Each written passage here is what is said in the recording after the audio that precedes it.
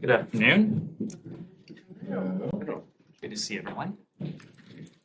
Just one thing at the top today. As we've stated for recent weeks and months, we've been working with foreign counterparts to support the establishment of an international financing mechanism that will facilitate the use of certain Afghan central bank reserves for the benefit of the people of Afghanistan without benefiting the Taliban. Today, the Department of State and the Department of the Treasury, in coordination with international partners, including the government of Switzerland and Afghan economic experts, announced the establishment of a fund to benefit the people of Afghanistan, or the Afghan Fund. In February, President Biden set a policy of enabling $3.5 billion worth of Afghan central bank reserves to be used for the benefit of the people of Afghanistan while keeping them out of the hands of the Taliban. With the Afghan Fund, the United States and our partners are following through with that commitment with a concrete step toward ensuring that these additional resources will contribute to helping relieve hardship and suffering in Afghanistan. In particular, we would like to thank the Swiss government for its partnership to ensure this effort would be possible. This fund will protect and preserve the Afghan central bank reserves while making targeted disbursements to help stabilize Afghanistan's economy and ultimately support its people and work to alleviate the worst effects of the humanitarian crisis. The Afghan Fund will maintain its account with the Bank for International Settlements, or BIS, based in Switzerland. An external auditor will monitor and audit the Afghan Fund as required by Swiss law. The Taliban are not a part of this financing mechanism, and resources dispersed will be for the benefit of the Afghan people, with clear safeguards and auditing in place to protect against diversion or misuse. In addition to our leadership to facilitate the establishment of this fund, the United States continues to be the largest donor of humanitarian assistance to the Afghan people. This effort has proceeded along multiple tracks, including working with the World Bank and Asian Development Bank to make available more than $1 billion in humanitarian assistance and support for the basic needs, in addition to over $814 million in U.S. humanitarian assistance to the Afghan people. With these measures, we will help the people of Afghanistan as the economy of Afghanistan faces serious structural issues that no amount of external support can resolve on its own. And the U.S. has made clear to the Taliban that the onus is on them to make key reforms, which we have outlined repeatedly. With that, turn to your questions. Right. Thanks, Ed. I just have like 17 really brief questions. I would believe you if you told me that. Leave us. I'm kidding. I didn't have any, but now just because of your opening statement. When is the soonest that this money could actually get to people or to organizations that could help people in Afghanistan? So a couple things on that, Matt. The establishment of the Afghan Fund was recently finalized. It was announced publicly today, early this morning. We are working with our partners, including at the Treasury and our international partners as well, to disperse these funds to the Afghan Fund as soon as possible. We're working with great alacrity. But from the Afghan Fund at the BIS, when is the soonest that any of this money might be able to actually make its way to help the people of Afghanistan? So there are a couple steps that would need to take place before that. One, we need to disperse the funds that are currently located in the United States to the Afghan Fund that's based in Switzerland. That will take a little bit of time. We're, of course, working as quickly as we can to do that. But the other key point is that the Afghan Fund is explicitly not intended to make humanitarian disbursements. The Afghan Fund itself is to facilitate macroeconomic stability inside Afghanistan. So we will remain the largest humanitarian donor for the Afghan people. As I said before, we've already provided over $814 million. We've worked with international partners to facilitate the provision of over $1 billion additional dollars to the Afghan people. This is not what that fund is for. This fund is to provide macroeconomic stability in Afghanistan that will enhance the effectiveness of humanitarian assistance from the United States and other Okay, donors. That's fine, but how long is it gonna take for the money, the 3.5 billion, which you guys have right now, to get to the BIS? And then how long is it gonna take for it to get from the BIS to any group, whoever it is, that would actually help Afghanistan? So the answer to your first question is as soon as possible. Well, okay, but what I'm, is that, a I'm, week? I'm, Is that I'm a just, day? I'm just not in a position to put an exact time frame on it, but as soon as possible. The Okay. answer to your second question is largely dependent on needs and what the independent, what the trustees of the Afghan fund, working closely with the independent auditors, assess are the macroeconomic Okay, needs but of Ned, Afghanistan. that's fine, but how soon could it, once this Board of Governors or whatever it's called decides that something is a worthy project, how long does it take to get from the BIS to Afghanistan? Like an hour, less? Is it instantaneous Well, transfer? wiring money is a pretty instantaneous process, but of course there Don't will lie be. banker to that. I'm sorry to hear that. Of course, there will be deliberation on the part of the trustees to see to it that the targeted disbursements to a vetted list of entities is appropriate in the macroeconomic interests of the Afghan economy. All right, and then last thing for me, you said that the president had set a policy of putting aside 3.5 billion, but that's only half of the amount that is being held by you guys. And that other 3.5 billion, have plans changed? That other 3.5 billion remains subject to litigation, and so we're going to let that litigation proceed. So the Afghans can't expect to see that, whether it's, not the Taliban, but whoever. People in Afghanistan can't expect to ever see that. First, the additional 3.5 billion is subject to litigation, so it's not on us to get ahead of that litigation. Can I just ask one quick Sure. follow-up on that? Just for our understanding, will this new fund be making announcements when this money is actually transferred to these economic efforts in Afghanistan? Like, will we be able to track this as it goes? We do have a U.S. representative as a trustee on the Afghan fund, but this will be a decision on the part of the Afghan fund. We won't be in a position to speak for the fund because while we will have a representative, it is its own entity. Will the fund itself make announcements I about would- where I it's would- putting this money? I would need to defer to the fund to speak to that. And do you have a prioritization for where in the economy this money should go, or is that still up to the board to make those decisions? Well, it will be up to the board to make those decisions. These are trustees from the United States, from the government of Switzerland. There are two independent Afghan trustees as well.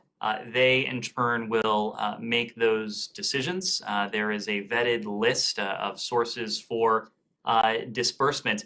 But just to give you a flavor for what these sorts of macroeconomic infusions could look like, for example, to make payments for critical imports like electricity. That is something that we could envision the fund doing. To pay arrears at international financial institutions. The types of activities that are separate and apart from the day-to-day welfare that our humanitarian assistance and the humanitarian assistance of the international community is designed for. This has a very specific purpose that is separate from that. Yes. Your representative for Afghanistan, Tom West, was having talks with the Taliban in Uzbekistan shortly before Al-Qaeda's leader was killed in Kabul. Among the topics that were being discussed were the 3.5 billion. Can you detail any updates on any engagement with the Taliban since then, and that they were in any way, part of any discussions after those discussions and after the death of Zohri about the funds, or how do you foresee engagement continuing with the Taliban? Well, these reserves have been a topic of discussion with the Taliban for months now, really going back to our earliest engagements with the Taliban. We have repeatedly made clear to them our concerns with potentially recapitalizing the Afghan central bank absent very specific reforms.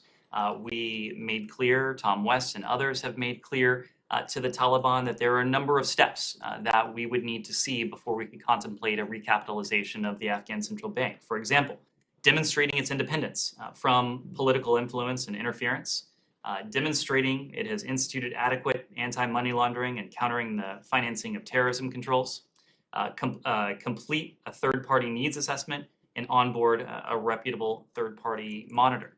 Those steps have not taken place yet. We've made very clear to the Taliban those are the kinds of steps that would need to occur before we could consider recapitalization. But more broadly, our engagement with the Taliban has been predicated on U.S. interests and the interests of the Afghan people and the broader international community. And so that's why in every engagement with them, and there, to my knowledge, has not been a senior level engagement since the one you referenced, since the one a couple months ago when Tom West met with Taliban representatives. We have emphasized the importance of human rights, the rights of all Afghans, including women and girls, minorities, religious minorities, ethnic minorities, the ability of the people of Afghanistan to freely depart the country should they so choose. The counterterrorism commitments that the Taliban has subscribed to publicly in its public commitments, but also the counterterrorism commitments that it put forward in the U.S.-Taliban agreement of 2020, commitments that clearly were not honored in the instance of Ayman al-Zawahiri, the now late al-Qaeda leader living in Kabul. And we've also made clear consistently the priority we attach to the safe return of Mark Frerichs. We have made clear to the Taliban that there cannot be any improvement in our relationship while the Taliban continues to retain control or to have control over a U.S. citizen who remains a hostage. Nazira. Thank you. I'm surprised, as you mentioned about Afghanistan, still school is closed. Some provinces in Afghanistan open and they reclose it. I don't know how many group of Taliban they have power and control in Afghanistan. Even a week ago, girl in Afghanistan was crying because they opened 2 months ago, they reclose it. That's big consideration. And Afghan people has a high expectation from the United States. They said, you are superpower. Why you don't bring pressure? Although so many terrorist groups in Afghanistan. And it's not fair to girl cry every day. I'm crying here, girl in Afghanistan. Time goes fast. They lost their opportunity. Any option? And also the second question, Panjshir provinces, you know, the bad situation. Resistance group, I think, with the Taliban, and 100 people get hostage by the Taliban. I don't know, United States know about it. Support resistance, not resistance. In many ways, Nazira, you were right. It is not fair. It is a profound injustice. What the Taliban are doing, what the Taliban have done to Afghanistan's women and girls. It is just a simple fact that no society can succeed, let alone thrive, if half or more of its population is systematically deprived of an education and in turn deprived of the opportunity that comes with secondary education. That is precisely what the Taliban has been doing.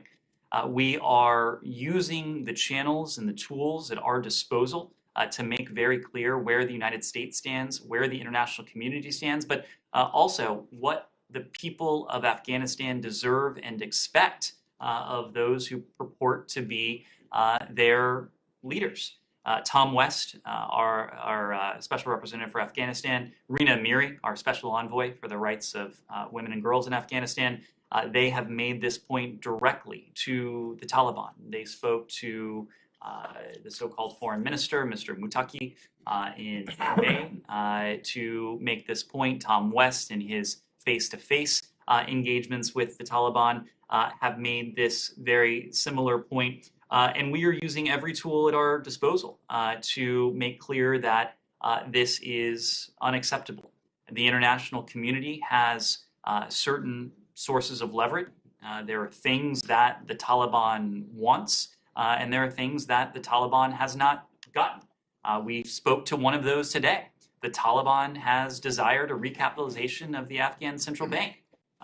The fact that the Taliban has not provided any solace or reassurance that funds would not be diverted for nefarious or otherwise malign purposes led us to the announcement that we made today, the establishment of an independent fund that puts this $3.5 billion in Afghan reserves out of reach of the Taliban itself, even as that funding will be used to support the macroeconomic stability of the Afghan people. They want sanctions relief. It's very clear that the Taliban want to engage in broader economic activity with the international community. They want to be able to travel freely. The international community has made clear that while the Taliban systematically deprives half or more, in some cases much more, of its population of fundamental rights, that there will be no such sanctions relief. They want better relations with the United States. They want better relations with the international community. They have called for the international community to reopen diplomatic outposts, to reopen embassies in Afghanistan. For our part, for the part of our partners and allies, we have made very clear that we are not looking at recognition. We are looking at where, in our interests, only practical engagement that we hope will push the Taliban in the right direction, and will continue to engage with them on that basis until we see improvements in those areas that we care most about. Sorry, Ned, you mentioned that you gave two examples of what this money might go to. One was electricity, and the other one was paying arrears to international financial institutions. Obviously, electricity is something that all Afghans, not just the Taliban, use or would want to use. But how is paying arrears to international financial institutions not benefiting the Taliban? Remembering, of course, that money is fungible. So if they're not having to use their own money for this, they're putting that whatever money they have to whatever they want to go. And then secondly, what is the evidence that the Taliban wants better relations with the United States or the West? What is the evidence that they want to travel freely? They seem to be able to travel to Doha, and then from there, they're able to. What's your evidence for this? They're able to travel to Doha only because of a travel ban exemption. A travel ban exemption that is still. Well, what's your evidence that they want to go to Australia or to Brazil? What's the evidence for that? Matt, these are individuals, some of whom have lived in Doha for quite some time or spent a significant amount of time there. They have made clear that and they're the ones that can afford to go to Doha, but the average Afghan person. We're not talking about the average Afghan person. We're talking about senior Taliban officials. We're talking about the restrictions that are placed on senior Taliban officials. Of course, we're differentiating between the Taliban and the Afghan people. We're supporting the Afghan people. Other than New York for UNGA? I'm sorry? What's the evidence that they want to go anywhere other than New York for the UN General Assembly? They want to be able. They have made very clear in their public statements, but also in their private statements as well. They want to be seen as any other government around the world. What is very clear is that they are not any other government around the world. We have not recognized that is not something that is on the table, but they want the benefits and the advantages that every other sovereign government around the world accrues. When it comes to the fungibility of money, this fund is for Afghanistan's macroeconomic stability.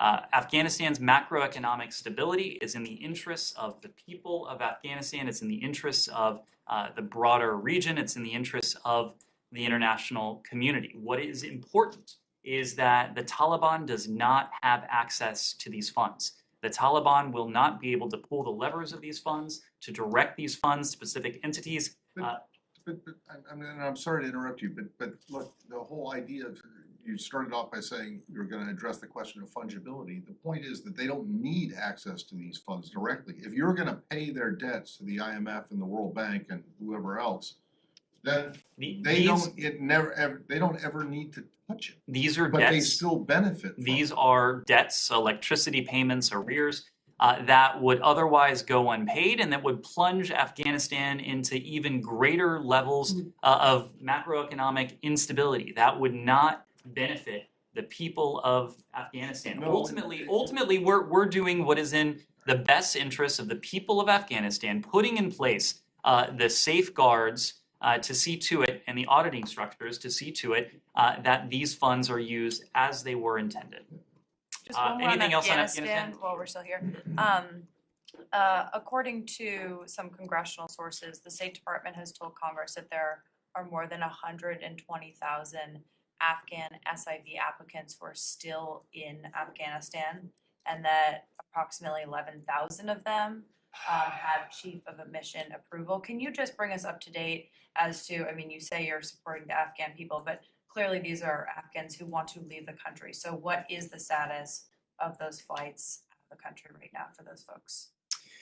Sure. So let me just give you an update. As you know, revamping and revitalizing the SIV program was an early priority of this administration. When we took office in January of 2021, there had not been a single SIV interview conducted in Kabul since March of the previous year, nearly a year without interviews. Some of that was as the result of COVID. Some of that was the result of what appears to have been, unfortunately, intentional neglect of a program that would bring and that has brought thousands of our partners who have helped the U.S. military and the U.S. government over the course of 20 years to the United States and to safety. As a result of the steps we've taken internally, as a result of the coordination that we've done with the other departments and agencies that have a role in this program, we have significantly shortened the processing time. We have taken that processing time and by some estimates reduced it by about 1/10. We have shaved months and months off the time it takes to process an individual through the Chief of Mission stage. As of essentially August 1st, in part because of some of these steps that we've taken, we've issued approximately 15,000 SIVs to principal applicants and their eligible family members since the start of the Biden administration. Now, when it comes to the current backlog, as of August of this year, there were approximately 17,000 principal applicants who've submitted all of the documents that are required for Chief of Mission approval. These applicants are either being reviewed for Chief of Mission approval or have received Chief of Mission approval and are awaiting further processing steps. These figures are published regularly on our website quarterly when it comes to the backlog. Now, there are larger numbers out there. Some of those numbers are woefully inaccurate and just wrong. There is a larger universe of Afghans who may wish to apply for this program, of Afghans who have completed one or more of the steps towards that Chief of Mission approval. But the number of Afghans who have submitted all of the documents required for the stage is 17,000. And how many flights are going out a week? Flights are going out regularly. These are flights that we have maintained since shortly after the U.S. military withdrawal from Kabul late last year, that over the course of nearly a year now, or just about a year, have taken more than 800 Americans, U.S. citizens, if I recall, more than 600 lawful permanent residents, but also thousands upon thousands of our Afghan allies on these And flights just as well. to be clear, when you say 17,000 principal applicants, that means an applicant, but it doesn't include their family members who may be applying with them? Is that Well, right? under the law, as it was drafted by Congress, there are certain family members, close family members, who are eligible for the SIV program when there's a principal applicant. So yes, those are principal applicants. And the 17 doesn't include the 15 that were already granted. That's correct. That's correct. Simon. On Russia, Congress, some members of Congress are introducing a bill that would force the administration to declare Russia a state sponsor of terrorism. Obviously, I don't want to ask you a hypothetical, but you know, the administration, you've said that the administration doesn't support or doesn't agree that Russia should get this designation. So I wonder if you could say whether, you know, what is the sort of the reason that you don't support that? Is it because that Russia doesn't legally pass the test of state sponsor of terrorism, or are there other reasons? You know, is it because it's not in the national security interests of the US? So we have taken this question a number of times. Let me see if I can recap our approach to this particular step. We've always said we are going to do what is effective in holding Russia to account for its brutal invasion of Ukraine. And we have made good on that pledge. Since the earliest hours after February 24th, we have launched with ourselves and with partners around the world a series of rounds of sanctions aiming not only at President Putin and his lieutenants in the Kremlin, but also the cronies and others who enable them. We are going to continue to do that, and we have had, even in recent days, continued discussions with Congress about steps that would be appropriate and, importantly, effective for use as we continue to increase the costs on the Russian Federation for its brutal invasion. A couple things then. The SST statute, the State Sponsor of Terrorism statute, of course, as a statute, as a law, it was written by Congress, drafted by Congress. It is our charge, as is always the case, to examine the facts and to apply that to the law that was drafted by Congress. We have an obligation to always follow the law. We are going to do that whether it's this statute or any other statute. So one thing, there's a statutory definition. But there's also the unintended consequences that could come with designating Russia as a state sponsor of terrorism. We believe that there are more targeted approaches that we could take that would hold the Russian economy and the Russian government to account, to continue to impose those massive costs and consequences without incurring those unintended consequences. We have heard from humanitarian organizations, we have heard from NGOs of their sincere and profound concerns that designating Russia as a state sponsor of terrorism would hinder their ability to deliver humanitarian assistance inside Ukraine, leaving aside what they could do inside Russia, or what they would want to do inside Russia. They have concerns that taking this step would hinder their ability to help the people of Ukraine, and that is something that we take very seriously. We also take very seriously the need to see food continue to leave from Ukrainian ports, to travel by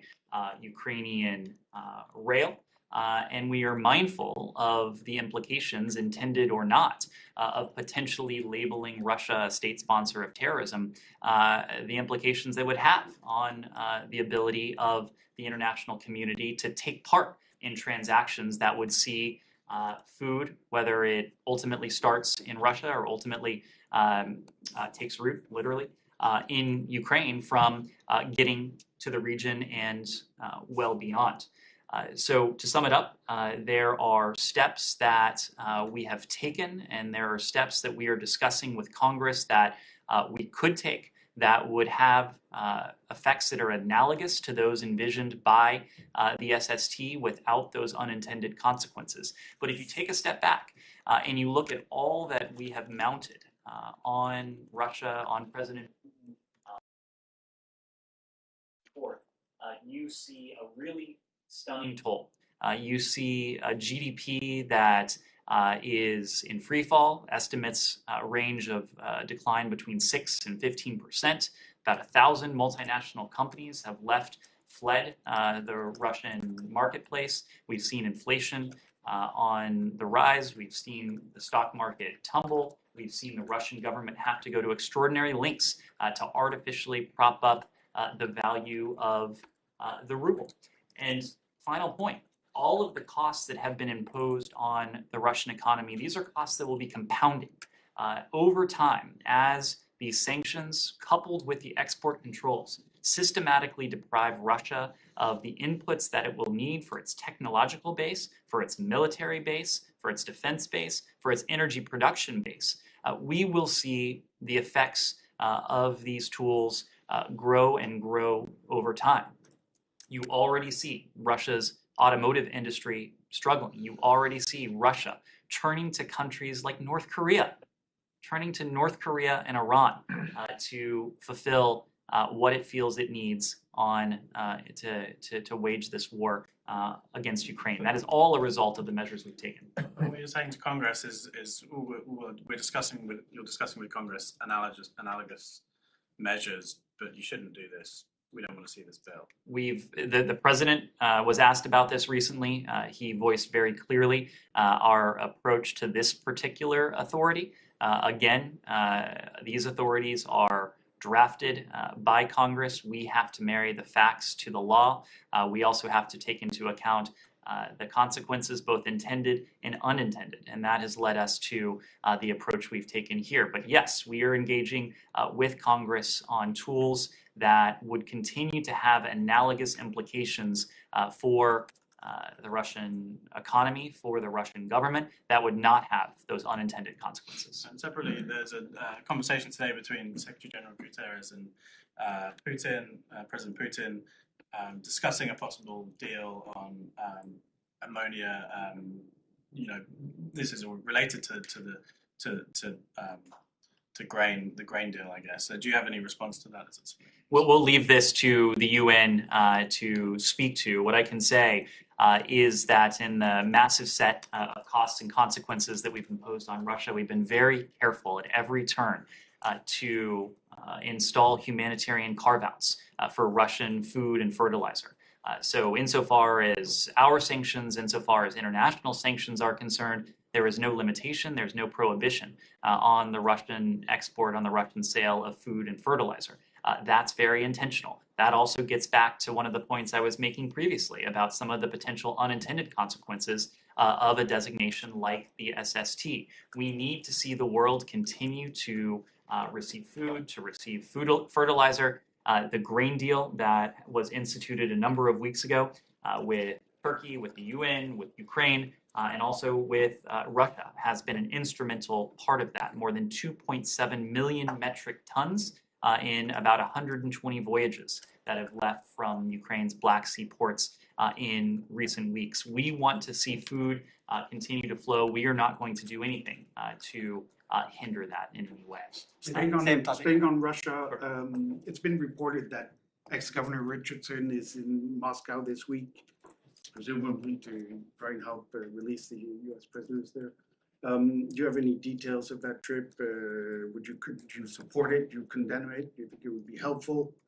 What can you say to that? And have you, State Department itself, been in contact with the ex-governor? We have been in contact with the Richardson Center. We're not going to comment on the governor's travel or the governor's activity. What we have said is that we have been engaged directly with the Russian government through the appropriate channels to do everything we can to bring home Brittany Griner and Paul Whelan. When President Biden met President Putin in Geneva in June of 2021, they discussed this very issue. They established an appropriate channel that these issues would be worked through. That is the channel that we have been using this time. Through that channel, as the Secretary said, standing here a couple months ago now, we made a significant offer to the Russians. We have followed up on that proposal repeatedly. Those discussions are ongoing. Our concern is that private citizens attempting to broker a deal do not and cannot speak for the US government. And we have urged, warned private citizens not to travel to Russia owing to the dangers that they would face. And of course, those dangers are pronounced given that we're talking about the case of Paul Whelan and Brittany Griner. Our concern is that anything other than negotiating further through the established channel is likely to hinder the efforts that we have undertaken to see the release of Paul Whelan and Brittany Griner. Same topic. Same topic. Same topic. Thanks so much. War crimes investigation scope continues to expand in Ukraine because they found an access to new territory, new facts. Defense minister just posted a picture which they believe to be torture chamber, where they torture Ukrainian prisoners. Also, new bodies were found in Kharkiv. How much does it reflect on your end? I know you have several State Department bureaus are working on this at the same time. And are you prepared to call what Russia is doing in Ukraine war crime? We've already called it a war crime. We have said very clearly that Russia's forces have committed war crimes in Ukraine. We came to that assessment after evaluation just a few weeks into Russia's aggression against Ukraine. There is reasons to believe that this also is a sign of genocide that the Russian government has been committing. Well, there is no question that Russia's forces have committed war crimes. Russia's forces have committed atrocities. Russia's forces have committed what appear to be crimes against humanity. Genocide, like other terms, carries its own definition. There are offices and individuals in this building, including our ambassador at large for global criminal justice, whose primary task is to work with international partners, culling through the evidence that has been collected in an effort to analyze, to preserve it, and to disseminate it so that we can support the global accountability mechanisms that are already in play. The Ukrainian prosecutor, the Office of the Ukrainian Prosecutor General, has an effort underway, has had an effort underway for some time. There have already been prosecutions that have been carried out under those auspices. The OSCE and its Moscow mechanism is taking a very close look at reports of war crimes and atrocities committed by Russia's forces, and the ICC has indicated an effort to take a close look as well. We support all of these and any other accountability efforts that are likely to end in accountability for the Russian officials responsible for this. Back to the SST, one of the SST designation, one of the signs that we've covered this a little bit, so I'm going to try and move around. Yes. Yeah. So I mean, but I also want to follow up on Simon's question just about the SST because you cited potentially unintended consequences, but this administration previously lifted a SDGT off of a Yemeni terrorist group, the Houthis, but then you guys haven't, but the administration has mentioned that they're considering or reconsidering designating group because of actions that they're taking following that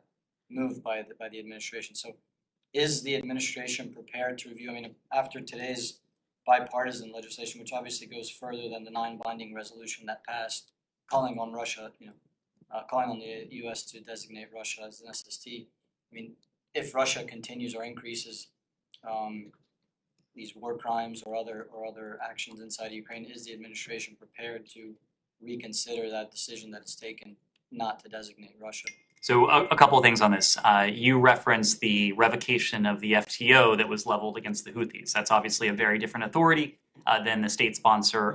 Because I'm drawing the parallel because it was for humanitarian. Well, and you were making the point that I was making earlier.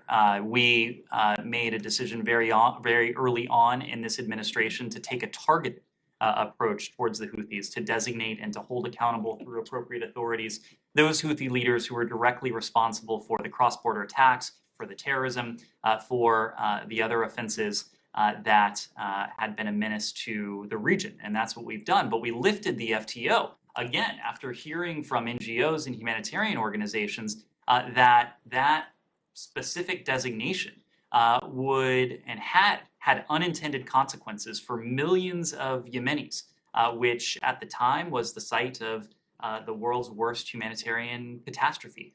So we are intensely attuned to the humanitarian implications of authorities, whether it's FTO, SGDT, SST.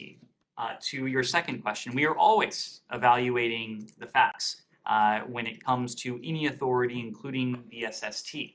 That is our job, to marry the legislation as drafted by Congress with the facts, with the policy considerations. So we are always taking a close look, but right now we have taken the approach that I outlined to Simon precisely because of the consequences that we want to see for Russia and the unintended consequences we don't want to see. Yes, sir. Hold on a so second. much. Do you think, granted, the SST and the FTO are different? Yeah, that's right. Are different animals. But is it your assessment that the humanitarian situation in Yemen improved after you lifted the FTO designation on them? It is absolutely our assessment that the humanitarian situation improved after lifting the FTO designation and Okay. working importantly with our Yemeni partners, with our Saudi partners, with other partners in the region to achieve a humanitarian ceasefire and a humanitarian truce that has allowed humanitarian aid to enter parts of Yemen that had not seen humanitarian assistance Okay, so the answer, more I'm than sorry, 7 years. and I know I'm annoying other people. The answer to my question is yes. Correct. Yes. Sir, in the back. Thanks so much. Yesterday, the State Department released information about Russia actually spent $300 million for worldwide influence, spreading influence. Do you have any specifics? Maybe today I'm interested for Balkans countries. People over there are very eager to know who got Russia's money, what politicians, what country, what political party, organization, and everything. Western Balkans is very fragile area right now, as you know. I don't have any specific information to offer, and that's quite intentional. We undertook the exposure step we did yesterday in an effort to make the point of the universal threat, nearly universal threat, that countries around the world face from the potential, and in some cases, the very real possibility of Russian interference in their sovereign political affairs. We've talked about Russia's very explicit and blatant attack on Ukrainian sovereignty in the context of Russia's war against Ukraine, but around the world, including in this country, Russia and Russian actors have attempted to chip away at the sovereignty of peoples around the world by attempting to deprive from them their ability to make what should be a sovereign decision about who governs them, who leads them, who wins in their elections. And that was the point of this. Our concern with Russia's activity is certainly not in regard to any one country or any one region, but it is global in nature, and that's why we wanted to put a spotlight on it. I suppose that you are very aware that Russia has a big role in the Western Balkans countries, big influence over that are very active, and people are, majority of population is actually very worried, what will happen, how to stop that.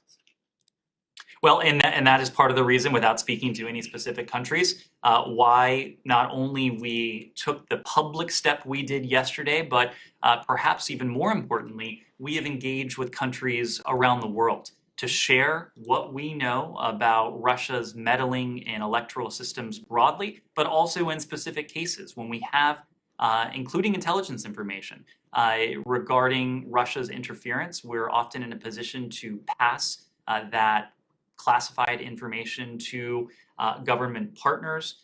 We work with them to devise ways to thwart that interference. Sometimes that is in steps that are public, whether it's through expulsions, whether it's through the use of sanctions or other authorities. Sometimes that takes place in ways that are not public. No, but how much is the State Department worried about specifically Western Balkans countries and Russia influence? It's Big problem over there. how you worry. What can you do? I'm just not going to speak to any specific country or region in this context. It is a universal concern. Yes, in the back.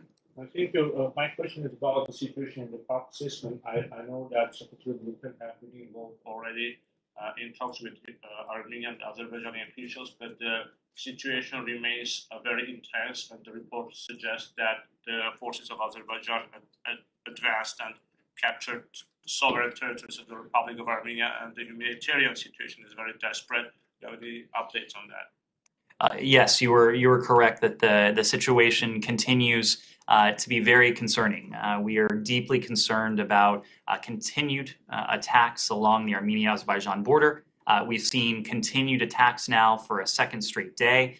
We are particularly disturbed by continued reports of civilians being harmed inside Armenia.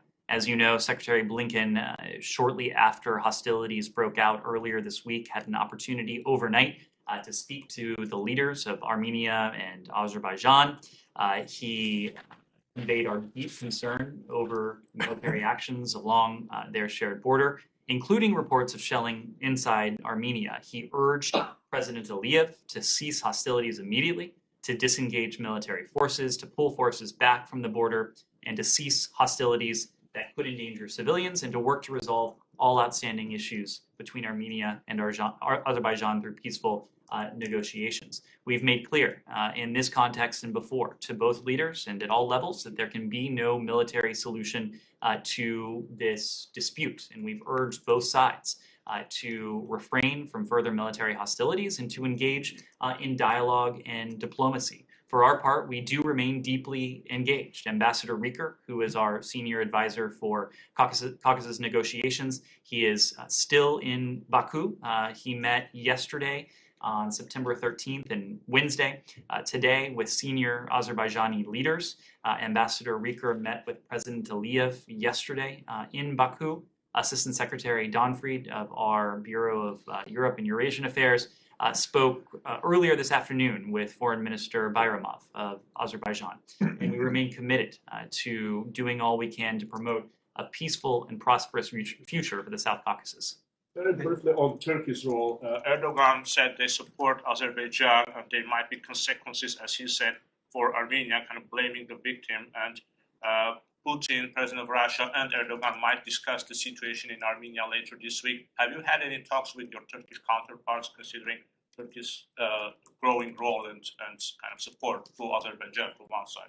Secretary Blinken, Ambassador Rieker, Assistant Secretary Donfried, others in her bureau have had a number of conversations, including with Armenia and Azerbaijan, but with other concerned stakeholders and partners. Not in a position to detail all of those engagements, but as I said yesterday, we are going to remain deeply engaged in the diplomacy. We are prepared to do all we can on a bilateral basis, on a multilateral basis, to see to it that these hostilities come to an end and that tensions are de-escalated. Shannon. Just a follow-up. Shannon. Just a couple questions there to go back to the Americans wrongfully detained in Russia. On Richardson, I just wanted to know if you could put a fine point on your messaging in May, which when you first became involved in Greiner's case, you said we welcome all partnerships that are closely coordinated that might help us seek the safe release of detained Americans.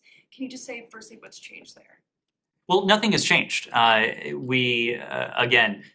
is an established channel in the case of Russia. It was a channel that was established by the two presidents. This was not something that we have imposed, that the other side does not agree to. President Biden and President Putin agreed to discuss this very issue in this very specified channel when they met in June of 2021. Of course, families are perfectly free to engage and to consult with outside voices, with outside entities. But again, we want to make sure that any outside effort is fully and transparently coordinated with us. And in this case, we believe that any efforts that fall outside of that officially designated channel have the potential to complicate what is already an extraordinarily complicated challenge that we face. Russia's practice of detaining Americans wrongfully, including in this case, Paul Whelan and Brittany Griner. Special envoy Carson, sorry, Go ahead. Yeah. He's traveling to Vatican City. Yes. Announced. Like, could you just say more about that trip? We did announce that he's traveling to Vatican City, but as you know, with Ambassador Carstens, we often announce where he's going without providing any context. But I can say he's traveling to the Vatican to meet with Vatican officials regarding our efforts to see the safe return of Americans held against their will overseas. Are you trying to suggest just then that Governor Richardson's efforts are not fully and transparently coordinated with you guys? I think I was clear. I'll leave. Well, no, you weren't. I mean, you said that you want them to be coordinated, but it sounded as though you were suggesting that he's just out there operating on his own without any discussion. Is that what you're trying to imply? As I said, we've been in contact with the Richardson Center. Not in a position to comment specifically on his travel, but what I can say is that this travel was not coordinated in advance with the embassy. Yes. Thank you. With the embassy? With the embassy. On change topic. Palestinian issue very quickly. First, I want to note that the journalist I mentioned yesterday, Mehman Moshe, was released. Albeit encumbered with restrictions like $15,000 fine and restricted to the home. And I sure hope that you played a role in that. I don't know, but I trust that you may have. So I just wanted to note that she's released for now. Second, I want to ask you: are you really concerned about the looming violence that is about to erupt in the West Bank? That is really erupting in the West Bank. And it's all due to Israeli action, Israeli aggression, if you will. Over the past so many months, of course, always through the history of the occupation, but we have seen an uptick since the interim prime minister took office back in June. We've seen it in Gaza, we've seen it everywhere. We've seen it yesterday in Jenin, where 2 Palestinians and an Israeli soldier was killed. And I'm wondering that these continued raids, nightly raids, should they stop to give at least the Palestinian Authority that you claim to prop and to support and so on a chance of controlling things, lest it be completely lest it lose all control? To your question, Said, we're always concerned when we see escalated tensions, including and especially in a place like the West Bank, where violence there can have outsized implications for the broader region. We deplore the increased violence in the West Bank. We continue to urge Israeli and Palestinian officials to work cooperatively to lower tensions. Of course, Israel has every right to defend itself.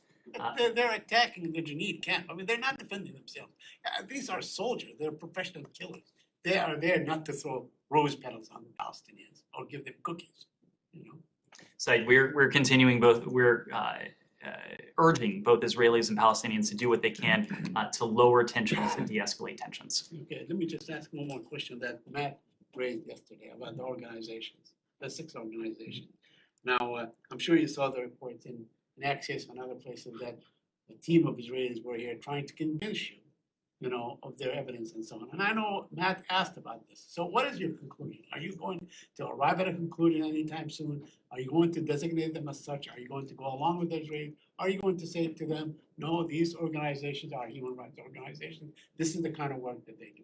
We discussed this at length yesterday, and what I said yesterday remains operative today. We have had recent discussions, recent engagements with our Israeli partners. They have shared additional information regarding their rationale and their reasoning for designating these Palestinian NGOs. But as I said yesterday, we're continuing to evaluate that information. I wouldn't want to prejudge or to prejudice that process from here.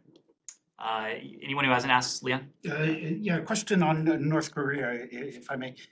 State Department usually likes to react and comment on whatever happens in the world.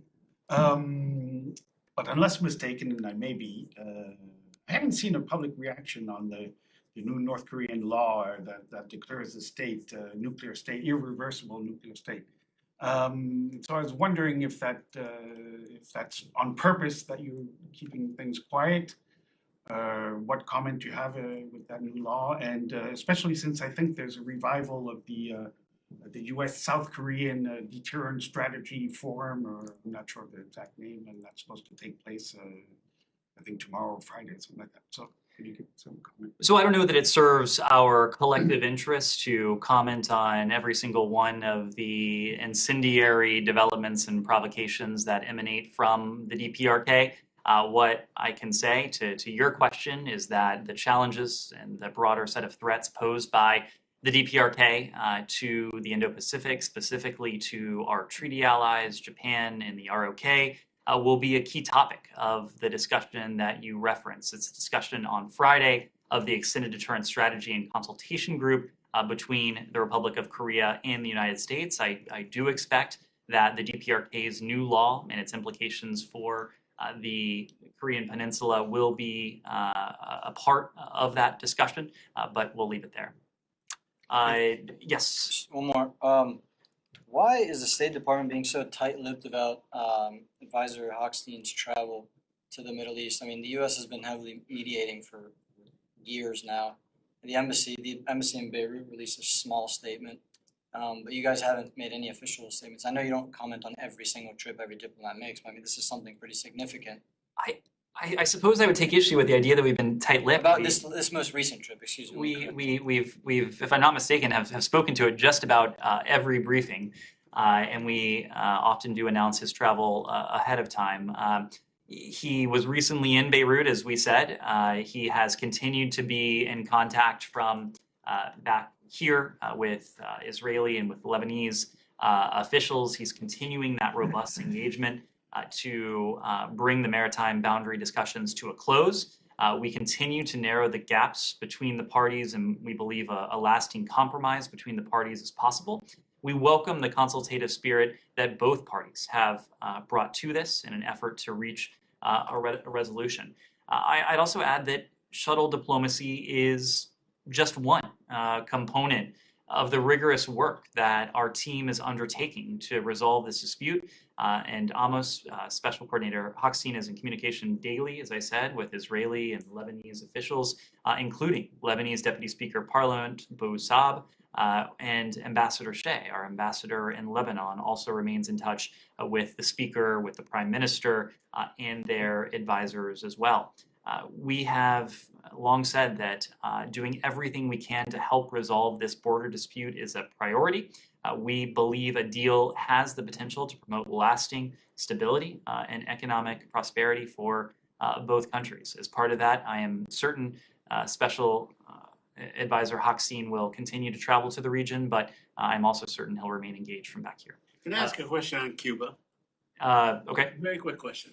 Now, former National Security Advisor Ben Rhodes just accused the Biden administration of gaslighting. Well, that's quite a Cuba. promotion. Deputy, He wasn't. He wasn't, okay. All right. Well, former Obama administration official Ben Rhodes, accused the Biden administration of gaslighting Cuba. You're maintaining the same harsh sanctions, the same harsh rhetoric. You're not opening up. Could you explain that? Well, I'll say a couple things. When it comes to Cuba, our policy has been predicated on the interests of the Cuban people, on the aspirations for greater freedom, greater democracy on the part of the Cuban people. It is true that this administration's policy is not identical to the policy of the Obama-Biden administration, but it is also true that since 2017, 5-6 years have gone by. The Cuban regime, in some ways, has become even more repressive. We saw a stark reminder of that more than a year ago in July of 2021, when peaceful protests expressing aspirations for a brighter future were met with crackdowns and arrests and incarcerations across the island. That's just one example of the repression that we've continued to see on the part of the Cuban regime. We have taken steps that seek to serve the interests of the Cuban people. We have worked to restart travel and flights between the United States and Cuba. We have worked on programs that can unify and reunify families separated in some cases by a mere 90 miles between Florida and Cuba to bring families back together. We have increased our staffing at our embassy in Havana in large part to provide additional consular support to process visas for, in many cases, this family reunification. And we've taken other steps that we think work and help to serve those interests and aspirations of the Cuban people. Last question, Alex. Thank you so much. On Karabakh, you mentioned some diplomatic efforts during the past 24 hours. Thanks for the details. Is there any room for the United States to step in as a facilitator for next meeting? I know New York has been being entertained during those phone calls. Have you heard from Armenia or Azerbaijan for next week? Any hope for next meeting? We've had a number of conversations with senior officials in both countries. I wouldn't want to detail the contents of those, but we have made clear to officials in both countries, to officials in the region, we've also made clear publicly that we are prepared to engage bilaterally as well as multilaterally in any way that would be constructive to bring about an immediate end to this violence and more broadly a de-escalation of tensions going forward. One more question on the UN, just because he asked about meetings next week. I know you guys haven't detailed the schedule at all, but should we expect that the Secretary will seek a meeting with Foreign Minister Lavrov or no? Again, our schedule is still coming together. What I can say at this point is that it is our firm belief that it cannot be business as usual with the Russian Federation. I am certain that the UN next week will provide an opportunity for Secretary Blinken and our counterparts around the world to speak not only to the principle of sovereignty that is really at the heart of Russia's aggression against Ukraine, but also some of the attendant implications that have had dire consequences around the world, rising food, commodity, energy prices around the world. So we'll have an opportunity to speak to Russia's actions, but at the heart of our approach is a belief that it can't be business as usual with Russia. Thank you. Thank you. Thanks.